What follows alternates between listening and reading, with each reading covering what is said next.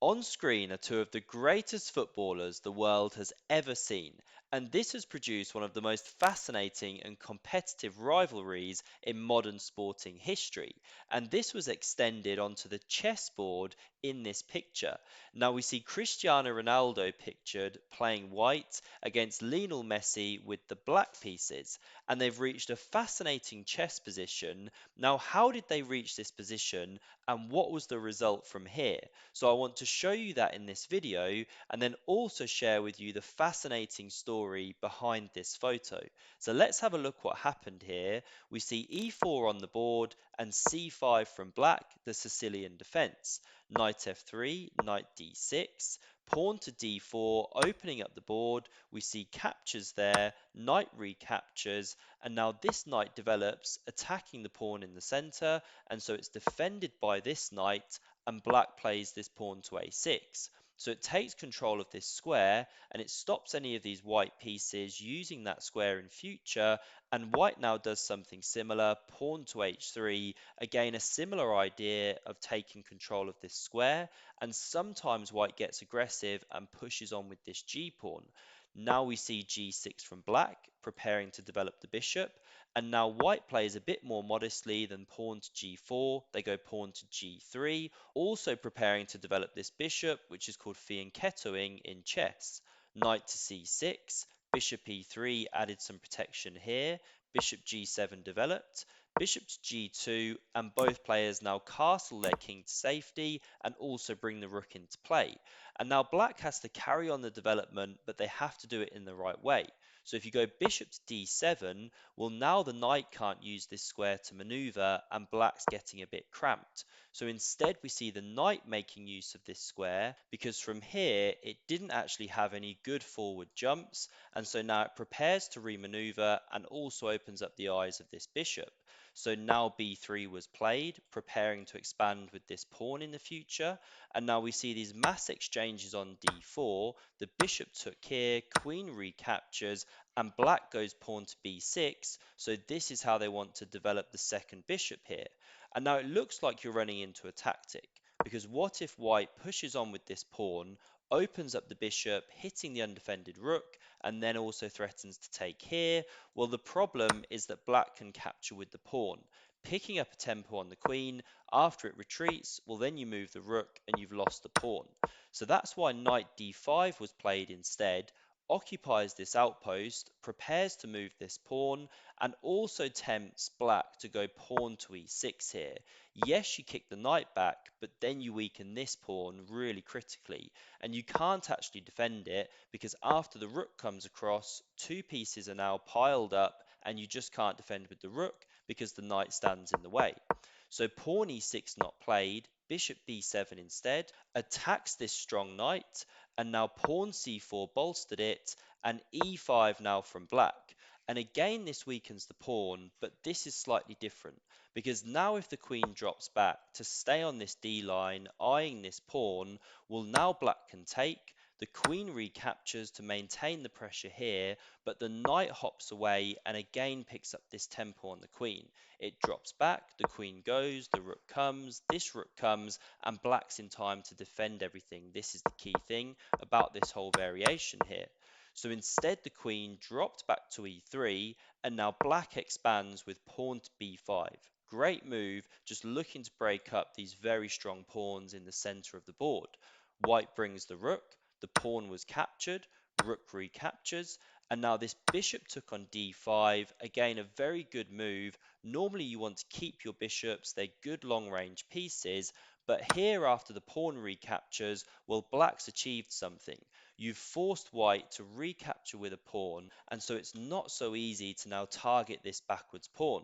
So black now wants to sink this knight onto this c5 square, but if you do it immediately, then you get hit with pawn to b4, driving you straight back. So a5 was played first, clamps on this move. Now we had this rook doubling, knight c5, and now a3 from white, again preparing this pawn to b4 idea.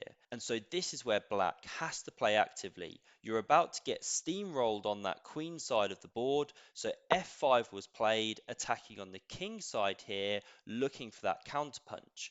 b4 played. The pawn captured, recaptures was played, the knight was driven back, and now rook c6 invades the position and targets this pawn, which has been a weakened one since black played pawn to e5.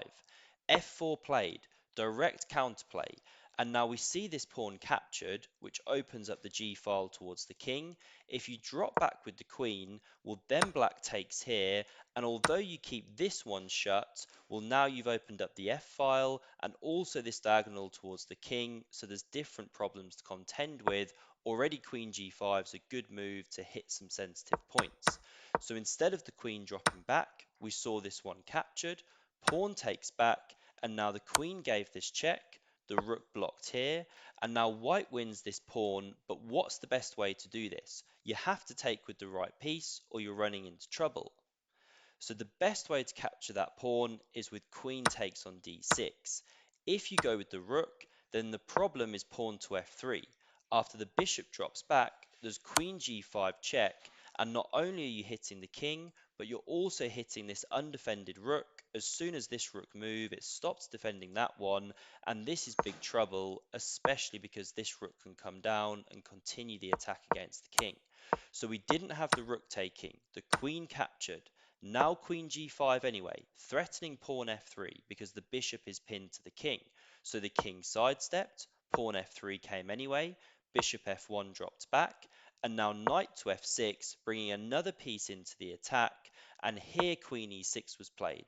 So it pins this rook, also clears the way for the pawn. Now if you go rook to e8, supported by this knight, looks a really good move and it is playable, but white's trick is rook to c8 here, and now the rook can't take the queen because it's pinned to the king. So the game goes on from here, but this would be the white response. Instead, after this move here, we saw king to g7 played, breaking that pin, stepping off the back rank as well so that you avoid any checks here. And now rook c7 invaded. There's a threat to now take here, win an entire piece, and so black chops off this rook. The rook recaptures with check. The king staggers up the board, and now the queen is forced to drop back and defend this pawn and defend this bishop. Because say you go pawn d6, or say you go rook f7, either move doesn't matter. Now black invades, hitting this bishop, which is unprotected, and say you win the piece, well now black doesn't even have to take that bishop. You can deliver checkmate in one, because again you've got pins going on, the bishop is pinned, the king's hemmed in, you're supporting that queen with the pawn, that's mate on g2. So after king h6, that's why the queen drops back. It stops this rook invasion, but now the rook invades to a different square, hits this pawn, and also threatens to go rook e2, because remember, this bishop is trying to defend this g2 square from the queen. So say you do this, they can do this, you can't take, or that's checkmate. So that's why we now see this move of rook to e7, covers the e2 square from that rook invasion. And now the black pieces are all fairly well placed. How do you actually improve? Well, it's not easy because this pawn is coming now really quickly. So this is why here we see knight to g4, giving an entire piece. What's the point of that? And you have to take it as white because there's too many problems against this weakened f2 pawn. It's attacked twice, you're going to take with check, that's devastating. So this one's captured, but this is the black idea. You check the king, can't come to g2, so it comes here, and then you keep checking. And it's in this position here that we reach the position which we saw on the board. And by the way, after this check, which we now see, if you come here and check and then try and block with the bishop, well, the problem now is that the rook crashes through with check, supported by the queen, and that's leading to checkmate very soon. So in this position here, after queen g4 check, king h1, we had another check, another repeat, and now because the position's been repeated 3 times, the game ends in a draw.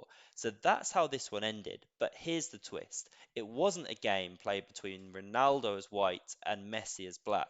This is elite high-level chess, and this was played by Magnus Carlsen, reigning world champion, with the white pieces, and Hikaru Nakamura with the black pieces, the world's most famous chess streamer, way back in 2017.